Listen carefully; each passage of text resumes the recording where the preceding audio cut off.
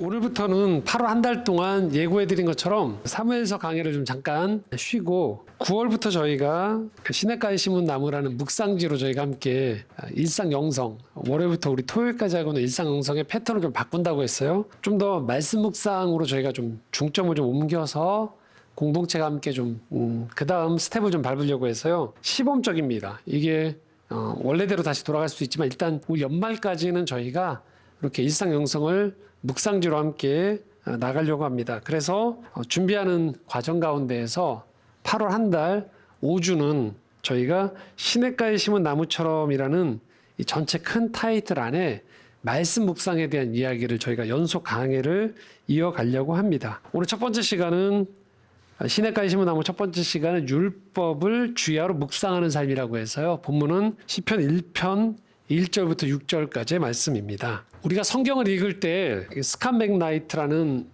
신약학자가 이런 얘기를 했어요. 중요한 질문 한 가지를 해야 된대요. 성경을 그냥 읽지만 말고 어떤 질문이냐면 나와 성경은 어떤 관계에 있는지를 물어야 된다라는 거예요. 나와 성경은 어떤 관계인지.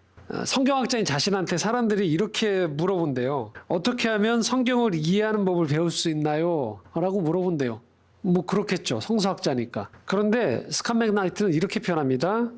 이 질문을 이렇게 바꿔야 된다는 거예요. 어떻게 바꿔야 되냐면 그러니까 나와 성경의 관계는 어떤 관계입니까에 대한 질문 안에는 어떤 의미가 포함되어 있는 거냐면 나는 성경의 하나님과 어떤 관계에 있습니까? 라는 질문이라는 거예요. 중요한 것은 성경과 우리의 관계가 아니고 우리와 성경 안에 나타나 있는 하나님과 성경의 하나님과 어떤 관계냐라는 게 중요하다는 거예요. 이 두 가지의 차이가 엄청나다는 거예요. 우리가 일반적으로 알고 있는 방식은 이런 거예요. 하나님은 성경에서 하나님을 계시하셨다는 거예요. 자, 계시가 어려운데요.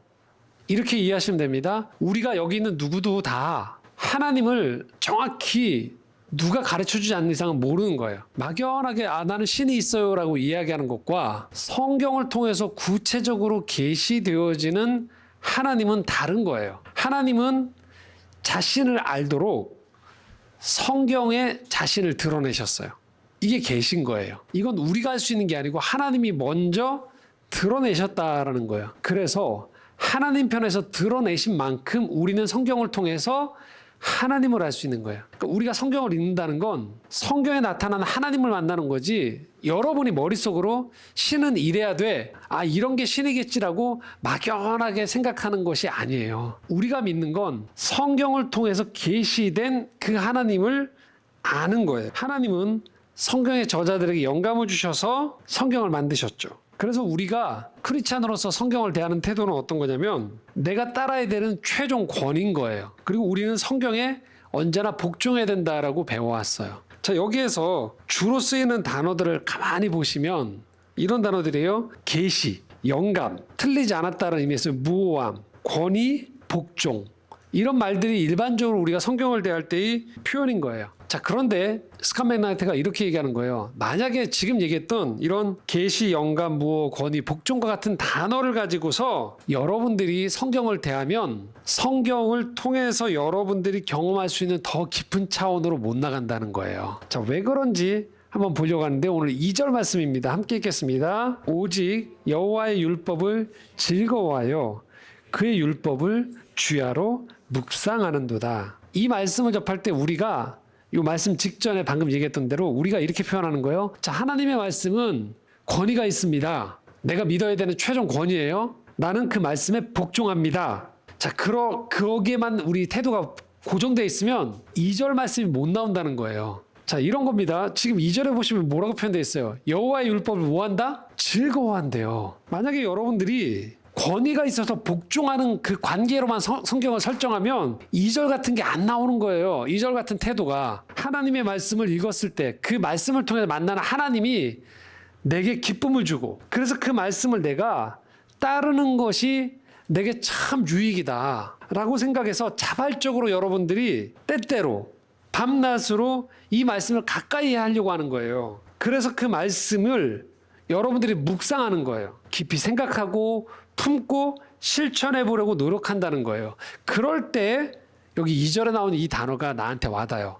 율법을 즐거워한다. 그런데 만약에 여러분들이 성경을 권위로만 대하는 거예요. 성경을 복종해야 된다라는 것만 여기는 거예요. 자, 그럼 어떻게 될까요? 여기에 빠지는 단어가 있어요. 뭐가 빠질까요? 즐거움이라는 단어가 빠지는 거예요. 뭐 그럴 리 없지만 제가 굉장히 엄해요. 굉장히 권위가 아주 강해요.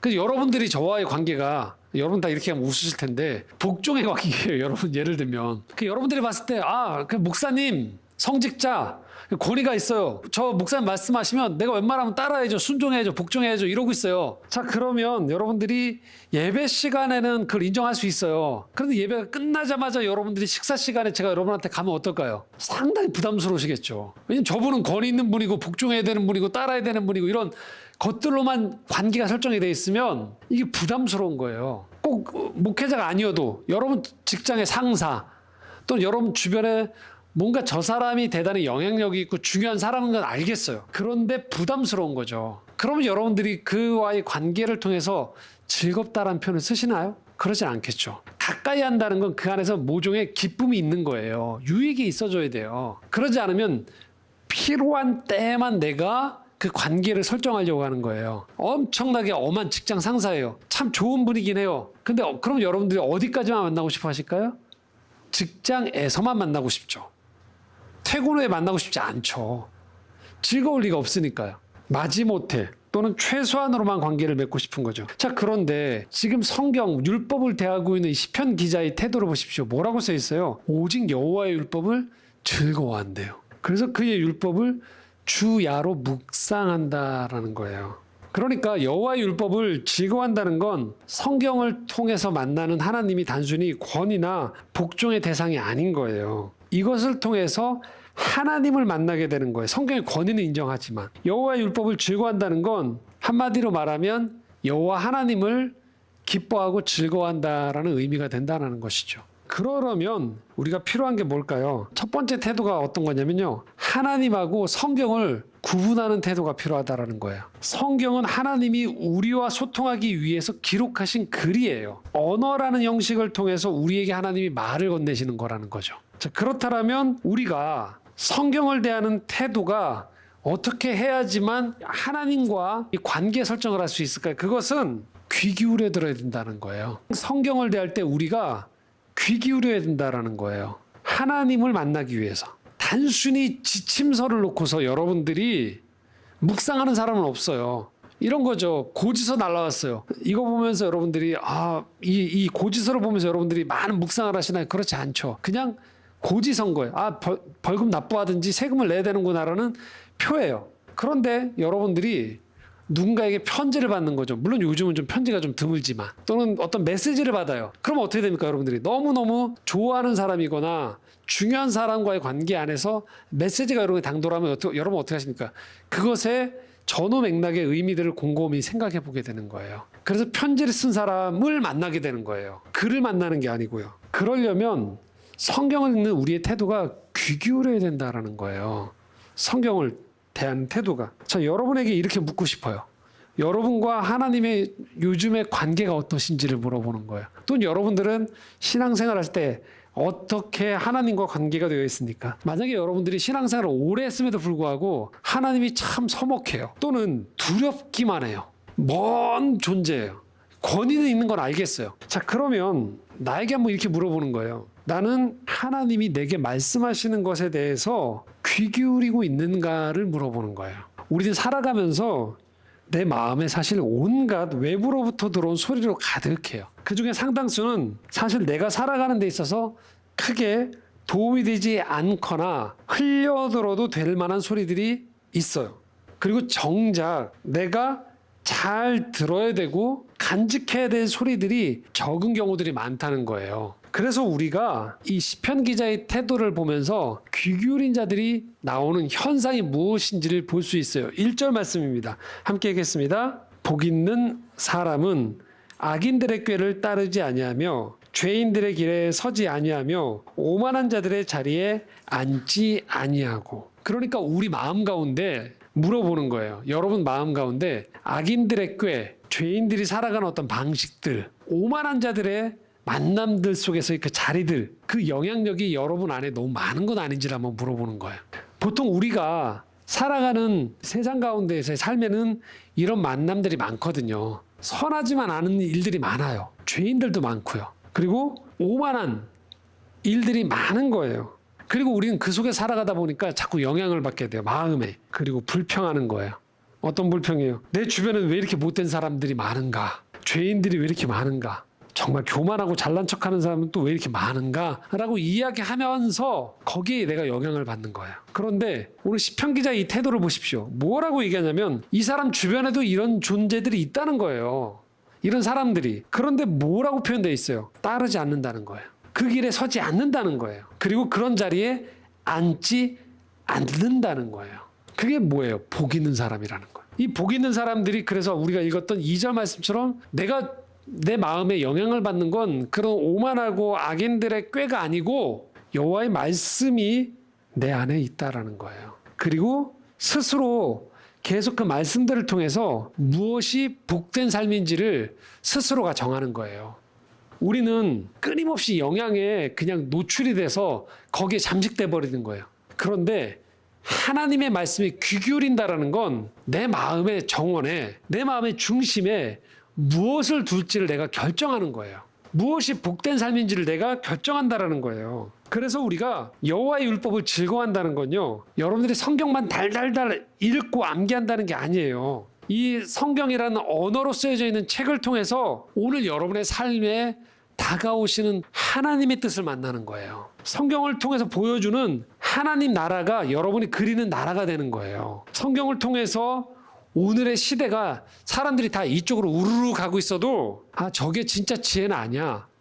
저게 살 길은 아니야 라고 내가 판단하고 거기에 동의하지 않는 걸 말하는 거예요. 그리고 성경을 통해서 보여주시는 이 하나님의 뜻과 마음과 그 세계에 대해서 내가 사모하는 거예요. 그걸 일구어가면서 만들어가는 거예요. 그 과정에 필요한 게 뭘까요? 귀 기울여서 경청하고 내 마음에 무엇을 둘지를 결정하는 작업이 필요하다라는 거예요. 오늘 여러분 마음을 가만히 보십시오. 그냥 만나는 만남들에 들리는 소리들이 족족이 다 그냥 여러분의 마음을 잠식하고 있는 것은 아닌지, 있어야 될 것이 있지 않고 그래서 계속 남 탓을 하고 환경 탓을 하면서 살아가고 있는 것은 아닌지를 물어보는 거예요. 여러분의 마음 가운데 중심에 무엇이 놓여 있고 무엇이 여러분을 소망을 갖게 하고 무엇이 여러분을 사랑하게 하고 무엇이 여러분의 기쁨이 되어지는지를, 무엇 때문에 여러분이 인내하셔야 되는지를 여러분이 확인하셔야 된다는 거죠. 창조주 하나님이 지으신 이 세상에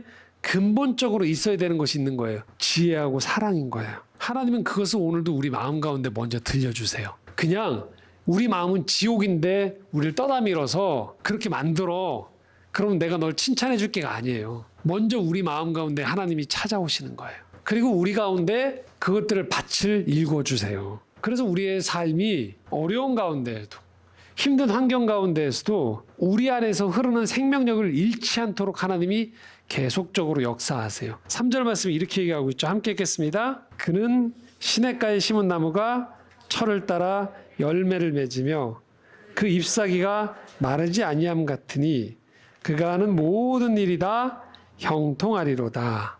자, 이 말씀도 잘못 읽으면 이렇게 인용하는 분들 많아요. 뭐냐면 시냇가에 심은 나무가 철을 따라 열매를 맺으며 잎사귀가 마르지 않은 것 같으니 그가 하는 모든 일이 다 형통해. 앞에 뭐라고 했었어요? 율법을 묵상한다고 했죠. 그래, 성경 암송하고 성경을 많이 하는 거예요. 그리고 나서 하나님하고 거래하는 거예요. 내가 이만큼 성경 암송 많이 했습니다. 성경을 많이 했습니다. 그러니까 뭐 하세요? 내 삶에 복 주세요. 자, 이런 식으로 생각하면 일이 잘 안 풀리면 금방 우리한테 찾아오는 원리가 있어요. 내가 뭔가 불순종해서 그런 건가? 내가 성경을 더 안 읽어서 그런가? 아주 단순하게 이걸 치환시켜버리는 거예요. 자, 여러분, 우리가 여기 나온 것처럼 시냇가에 심은 나무를 생각해 보시면요. 어떤 나무가 잘 자라는 거죠? 일단 씨앗이 좋아야 돼요. 건강해야 돼요.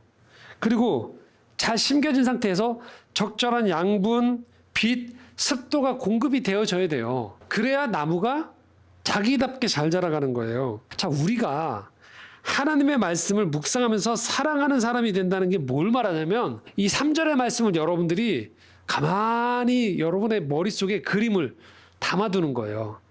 내 삶이 하나님의 말씀에 접목되어서 살아간다는 건 마치 이 물가에 나무 한 그루가 심겨져 있는데 이 나무가 이 물가로부터 계속 공급되어지는 수분과 여러 가지 것들을 통해서 자기답게 성장해 나가는구나라고 얘기하는 거예요. 그럴 때 여기 주의해야 되는 단어 하나가 있어요. 3절 하반절에 바로 형통인 거예요. 나무의 형통이 뭘까요? 잘 자라는 거예요. 근데 우리는 이 3절을 보면서 이 형통의 단어를 우리도 모르게 뭘로 집어넣을까요? 대박으로 집어넣는 거예요. 이거를 우리도 모르게. 형통은 나무답게 자라는 거예요. 근데 어떻게 하는 거예요? 나 성경 많이 했는데, 성경 암송 막 하고 기도 많이 했는데 그럼 뭐 해야 돼요? 주여 내 삶에 형통케 하소서가 뭐예요? 대박나게 하소서 이렇게 우리 스스로가 정해놓고 그러다 보니까 뭐예요? 왜 내 삶에 대박이 안 찾아올까를 계속 생각하는 거예요. 그런데 지금 표현을 잘 보세요. 형통은 뭐냐면 나무에게 표현한 형통은요. 잎사귀가 마르지 않는 거예요. 그의 삶의 생명력이 더해지는 걸 말하는 거예요. 우리 삶에서 오는 형통은 무엇이냐? 오늘 내가 맺고 있는 관계가 대박이 아니고 생명력이 흐르는가를 물어보는 거예요. 사람과의 사람의 만남이 이해받고 이해하고 서로 간에 존중하는 가운데 살아가는가? 내가 하는 일들을 통해서 일용할 양식이 공급되어지고 내가 삶의 보람을 찾아가고 있는가? 조금 더 이것이 확장되어지면 누군가를 도와줄 수 있는 일터가 되어지거나 그런 만남이 되어지는가? 사실 사람의 살아가는 원리는 가장 기본적인 원리는 그런 생명력이 돌아야 되는 거거든요. 근데 우리는 생명력이 끊어지더라도 세상이 말하는 대박을 원하는 거예요. 근데 성경은 그렇게 얘기하지 않아요. 대박이 날 수도 있고 안 날 수도 있는 거예요. 하지만 우리가 절대 포기하지 않아야 되는 것이 있는 거예요. 그것은 무엇이냐면 내 삶에서 기쁨을 놓치지 않는 거예요. 내 삶에서 평안을 놓치지 않는 거예요. 오늘 일용할 양식을 가지고 하루에 주어진 시간을 감사하며 살아가는 건 우리가 포기할 수 없는 거예요. 그런데 하나님은 이걸 약속하신다는 거예요. 여러분 가만히 생각해 보세요. 여러분이 이런 사람이 있을 수 있거든요. 내가 유머 감각이 너무 좋아요. 내 외모가 너무너무 사람들이 보면 금방 반하는 외모인 거예요. 키도 크고 말도 잘하고 굉장히 이렇게 호감형인 거예요. 그럼 어떻게 됩니까? 어디 가도 주목받아요. 어디 가도 사람들한테 초반에 인기가 많아요. 그럴 수 있어요. 그거는 일정 부분의 어떤 그 선택받음이 좀 있는 거죠. 여러분들이 TV에서 아주 예쁘거나 잘생긴 또는 멋진 배우들 이렇게 보고 있으면 여러분들이 어떠세요? 저건 유혹이다 이러십니까? 그러지 않고 어떻게 돼요? 이제 여러분도 모르게 힐링이 되시지 않습니까? 참 예쁘다 그러면서 참 잘생겼다면서 저는 이렇게 생각해요. 하나의 달란트라고 생각해요. 외모에. 그런데 여러분 그 달란트 말고요. 모든 사람이 공통적으로 얻을 수 있는 게 있거든요. 누릴 수 있는 게 있어요. 그것은 뭐냐면 사람들과의 관계에서 평온하고 서로 사랑을 주고받을 수 있는 관계는 누구나에게 다 해당되어져요. 단지 외모가 뛰어나거나 주목받는 어떤 몇 가지 달란트로 초반에 또는 직업적으로 그렇게 주목을 받을 수는 있어요. 그럼 그건 얘기한 대로 달란트이기 때문에 안 좋아진 사람이 있을 수 있다고요. 내가 유머 감각이 없을 수 있어요. 그런데 뭐예요? 한 6개월, 1년 정도 사람과 관계를 맺었을 때 사람들이 무난하게 다 좋아하는 사람들이 있어요. 어떤 사람들인 거예요? 겸손한 사람 좋아해요. 친절한 사람 좋아해요. 따뜻한 사람 좋아해요. 배려심 있는 사람 좋아하고요. 그리고 다른 사람 말 잘 듣고 그리고 사람들이 어려울 때 도와주려고 선의를 가진 사람들을 좋아합니까? 안 좋아합니까? 다 좋아해요. 자, 성경은 뭐라고 하냐면요. 이렇게 형통할 수 있다는 거예요. 관계에서. 누구나 다. 하나님이 성경을 묵상하는 사람들을 통해서 우리 안에 있는 쓴뿌리와 상처, 두려움과 방어적인 기제들을 자꾸만 제거시켜 주세요. 그래서 나라는 사람이 사람과 사람으로 만났을 때 사람과의 관계 안에서 뭐 내향형의 사람은 좀 범위가 좁겠죠. 외향형의 사람은 좀 더 사람이 많을 수 있지만 그런 것과 상관없이 내가 감당할 수 있는 범위 안에서 만나는 사람과 좋은 관계를 맺을 수 있는 건 다 허락해 주셨다는 거예요. 그게 형통이에요. 일을 할 때도 우리가 형통할 수 있는 거예요. 자꾸 대박 생각하지 마시라고요. 어떤 겁니까? 성실하게 일을 하는 거예요. 직업의 귀천을 떠나서 귀천이 없다고 하잖아요. 누가 누군가에 보여지기 위한 거 말고요. 우리에게 허락되어 있는 것 범위 안에서 우리가 성실하게 정직하게 그렇게 일을 하고 어떤 일터에서나 관계에서 우리가 이런 것들을 추구해요. 그러면 일용할 양식이 우리에게 주어져요. 대체로. 형통할 수 있다는 거예요. 자꾸 우리가 생각하는 방식의 어떤 명성, 인기, 대박을 생각하니까 이 말씀이 와닿지 않아서 그렇지, 사실 끊임없이 매일매일 말씀을 묵상하는 가운데에서 하나님의 말씀대로 우리가 나를 바꿔나가고 내 안에 있던 부정적인 것들을 잘 교정해 나아가면, 정화하면 우리 삶은 다 형통해져요. 오늘도 우리가 살아가는 가운데에서 그래서 우월의식, 비교의식이 아니라 하나님의 뜻 가운데에서 자기만의 바름을 추구하는 거예요. 자기만의 따뜻함, 자기만의 아름다운 가치관을 가지고 살아가는 거예요. 그 내게 허락하신 삶의 성공의 기준을 잘 설정해 나가는 작업들이 필요한 것이죠. 자, 그런데도 세상은 그렇지 않다는 거죠. 4절에서 6절도 이렇게 얘기합니다. 함께 읽겠습니다. 악인들은 그렇지 아니하며 오직 바람에 나는 겨와 같도다. 그러므로 악인들은 심판을 견디지 못하며 죄인들이 의인들의 모임에 들지 못하리로다. 무릇 의인들의 길은 여호와께서 인정하시나 악인들의 길은 망하리로다. 여러분 살아가시면서 저 사람 불의한데 왜 이렇게 잘 풀리나 너무 부러워하지 마시라는 거예요. 우리의 관심은 거기에 둘 필요가 없다라는 거예요. 오늘도 우리의 눈과 마음은 어디에 고정하는 거냐면 6절에 고정하라는 거예요. 의인들의 길은 여호와께서 인정하신다라는 거예요. 이거를 우리 마음의 중심에 잡아두는 거예요. 자, 그러면 여러분 왜 이 과정에서 하나님의 말씀을 대하는 태도에 있어서 묵상이 왜 필요할까요? 하나님의 뜻을 그냥 표면으로 대하는 것, 그게 아니에요. 오늘 우리가 살아가는 세상 가운데에서 하나님의 뜻만 찾아오지 않기 때문에 그래요. 서두에 말씀드렸던 우리 마음에 끊임없이 들려오는, 우리가 오늘도 듣고 있는 여러 소리들이 자꾸만 우리를, 이 중심된 생명의 언어들을 자꾸만 몰아내요. 마음의 중심에 하나님의 뜻을 세우고 다른 소리들을 우리 마음 가운데, 생각 속에 적절한 곳에 배치할 필요가 있다는 거예요. 나중에 꺼내 들어야 될 소리, 무시할 소리, 저거 나쁜 소리, 이걸 구분할 줄 알아야 돼요. 그리고 마음의 중심에 하나님으로부터는 생명의 말씀이 여러분의 마음의 중심에 자리 잡고 있어야 된다는 거예요. 시냇가에 심은 나무가 된다는 건 바로 나무에게 늘 물이 공급되는 걸 말하는 거예요. 아무리 터가 좋아도 나무가 끊임없이 물이 공급되어지지 않으면 그 나무가 마르지 않을 수 없어요. 마르게 돼요. 그래서 우리 스스로가 물어보는 거예요. 묵상이라는 작업을 통해서 나는 생명의 물이 공급되어지고 있는가라는 거예요.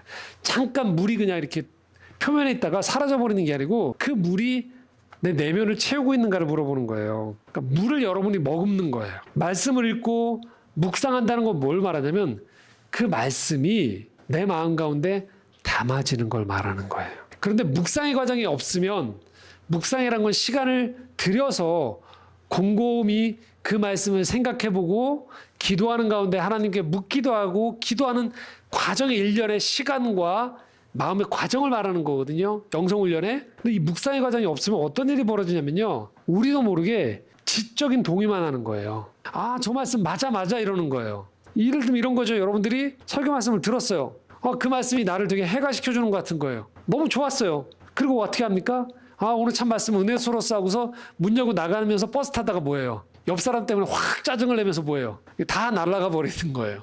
남질 않아요. 그래서 머금는 시간이 필요하다는 거예요. 여러분의 우선순위가 정해지는 거고요. 중심에 그걸 두고 다른 것들이 계속 들어올 때 이거 그렇게 중요한 게 아니니까 잠깐 포기하자, 내려놓자, 이런 작업들이 계속 있어야 된다는 거예요. 그 묵상의 시간에 하나님이 여러분을 찾아오시는 거예요. 그냥 나 혼자 성경을 읽고 귀로 듣고 깨닫고 말아버리는 게 아니고요. 묵상의 시간을 여러분 확보할 때 하나님이 충분히 여러분 안에 찾아오셔서 여러분과 관계를 맺으시는 거예요. 내게 사랑의 음성을 들려주시고 때로는 나를 책망하세요. 내 갈 길을 보여주시는 거예요. 이런 작업들이 우리 안에 있어줘야 된다는 거예요. 말씀을 정리하면서 아우구스티누스의 질서론이 있거든요. 여기에 아우구스티누스의 어떤 얘기 하나가 나오는데 무엇이냐면 이런 얘기가 나와요. 친구들하고 대화를 하다가 길거리에서 수탉들이 싸우는 장면을 보게 된 거예요. 닭싸움을 본 거예요. 친구들하고 그 다음에 무슨 대화를 했냐면 이런 대화를 했대요. 왜 수탉들은 암탉을 두고 싸움을 벌일까? 뭐 이런 대화들을, 별 쓸데없는 질문들을 한참을 주고받으면서 아우구스티누스가 이런 반성을 했다고 해요. 제가 읽어드릴게요. 한번 들어보십시오. 2번 읽어드릴게요. 배움에 대한 사랑은 감각을 초월한 무언가를 추구하는 반면 구경거리에 대한 사랑은 감각 자체에 유혹당한다. 한 번 더 읽어드릴게요. 배움에 대한 사랑은 감각을 초월한 무언가를 추구하는 반면에 구경거리에 대한 사랑은 감각 자체에 유혹당한다라는 거예요. 그러니까 우리 스스로가 이 배움에 묵상을 집어넣으셔도 되는 거예요. 우리가 뭔가를 진지하게 배우고 내면화하게 되어지면 그냥 시각적으로나 청각적으로나 미각적으로 당장에 다가오는 감각을 거기에만 머물지 않고 그걸 초월하게 된다는 거예요. 더 중요한 것들을 찾게 된다는 거예요. 그런데 끊임없이 내가 구경거리에 집착하는 거예요. 거기에 내 시간을 너무 많이 보내게 돼요. 그러면 어떻게 되냐면 감각 자체에 여러분들이 유혹당한대요. 구경거리에 대한 사랑은 경험을 넘어서 더 나아간 질문들, 더 깊은 차원의 현실을 보지 못하게 하는 거예요. 자꾸 단순히 경험 자체에 우리가 집착하게 만드는 거예요. 그리고 아우구스티누스가 여기서 아주 중요한 얘기를 합니다. 이건 뭐냐면요. 현실에 대한 이해 없이도 무언가 안다는 느낌을 자꾸 선사해 준대요. 실제는 모르는 거예요. 근데 안다고 자꾸 착각하게 만드는 거예요. 자, 이 아우구스티누스가 지금 언제적 사람입니까? 엄청나게 우리가 시공간의 차이가 나거든요. 그런데 이 말씀 들으면서 금방 여러분에게 와닿는 게 있죠. 어떤 거예요? 요즘 우리 스마트폰 보고 유튜브 보고 OTT 볼 때 어떻게 돼요? 사람들이 뭐 하고 있을까요? 계속 구경하는 거잖아요. 구경하는 거예요. 직접 수고해서 뭔가를 배우지 않아요. 고민하지 않아요. 계속 뭐 하고 있어요? 나는 배우는 거 좋아하는 사람이야. 그래서 뭐 하고 있어요? 계속 유튜브 틀어놓고 있죠. 여러 강의 계속 듣고 있죠. 나는 좀 우울해. 그럼 뭐 하고 있어요? 여러분 스스로가 수고해서 뭔가를 노력해서 배우려고 하고 뭔가를 하지 않고 뭘로 대체합니까? 쇼츠로 그냥 대체하시죠. 우리 삶이 구경하는 거예요. 요새 보고 있는 예능 프로그램 다 뭐 하고 있어요? 그걸 뭐라고 하냐면 관찰 예능이라고 하죠. 남의 삶을 계속 뭐 하고 있어요? 쳐다보면서 뭐 하고 있어요? 논평해요. 남 연애하는 거 뭐 하고 있어요? 계속 뭐 하고 있어요? 논평하는 거잖아요. 우리 삶이 다 뭐로 다 도배가 되고 있어요? 구경으로 도배가 되는 거예요. 실제로 땀 흘려서 뭔가 일하고 봉사하고 배우려고 하고 악기를 배우려고 하고 예를 들면 그림을 배우려고 하고 사람과 봉사를 하거나 그런 수고로움을 대체해서 다 뭐 하고 있냐면 구경으로 대체해 버리는 거예요. 그래서 사람들이 얕아지죠. 더 뭐예요? 더 감각적인 걸 원하게 되는 거예요. 자꾸만. 신앙도 마찬가지인 거죠. 스스로가 이게 맞는가를 확인하는 작업이 필요해요. 그냥 하나님 말씀이니까 뭐 따라야지 라고 머리로는 다 그렇게 생각하는 거예요. 실제 근데 어떤 일이 벌어질까요? 그래서 그 순종한다라는 표현을 예배 시간 안에서만 활용하는 거예요. 또는 명시적으로 머리로만 생각하는 거예요. 또는 여러분들이 신앙에 해당되어지는 몇 가지 영역이라고 생각하는 것에만 적용을 하고 여러분 삶 전반에 신앙적 가치관이 여러분들이 내재화하는 것을 하지 않는 거예요.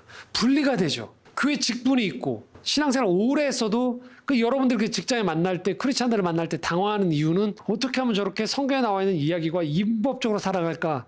거의 그런 경우들은 뭐예요? 묵상에 빠져 있는 거예요. 진지하게 내 안에 있는 죄성을 몰아내는 작업들을 안 하는 거죠. 형통을 대박으로만 이해하는 가운데서 내가 교회 다니니까 복 주셔야 된다고 생각하는 것이죠. 사람의 체질이 안 바뀌는 거예요. 가치관이 안 바뀌는 거예요. 삶에 위기가 닥쳤을 때 그 위기와 고난이 내 삶에 어떻게 양분이 될 수 있는지를 전혀 고민해 보지 않는 것이죠. 그래서 저희가 삶을 좀 진지하게 신앙의 단계에서 받는 것 너머에서 성숙의 단계로 우리가 나아갈 수 있기를 바랍니다. 첫 걸음이 뭐냐면 여러분의 삶에 묵상을 가져오시는 거예요. 그래서 제가 이 묵상집을 가급적이면 종이로 된 묵상집을 사셨으면 좋겠다고 했던 건 거기에 좀 한 줄이라도 좀 기재하는 굉장히 가볍거든요. 책이. 기재하면서 여러분 스스로가 기도문도 적고 여러분 스스로가 좀 묵상할 수 있는 시간을 확보하실 수 있으면 좋겠다라는 거예요.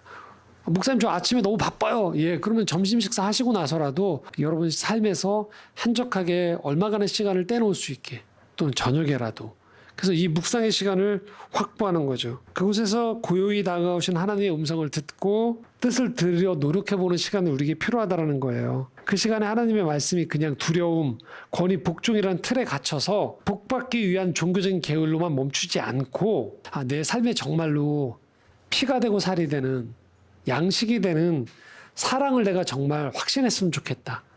저게 지혜롭구나라는 것들을 배우기 원하는 거죠. 그리고 내 영혼에 감각적인 그냥 만족이 아닌 정말 하나님이 주시는 영혼의 안식을 얻는 것이죠.